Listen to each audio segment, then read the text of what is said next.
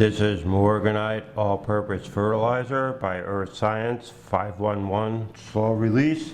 The back of the bag has the spreader settings and it gives you a guide on where to use it and how to use it.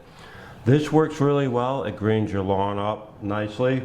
Some of the concerns that people have had is about the inconsistent size, so I'm going to show you that. The Moorganite size is inconsistent in manufacturing, ranging from extremely small pellets and powder, some extra debris, to a larger size pellet to extremely large pellets.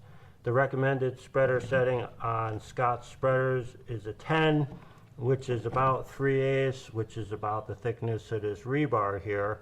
So when you're dropping this stuff down through your opening, you're going to be dropping a lot more of the smaller pellets versus the larger pellets. So you really can't accurately gauge how much material you're dropping down versus if you were using Milorganite, which is manufactured in a more consistent size. As you can see here, Milorganite is extremely consistent and small.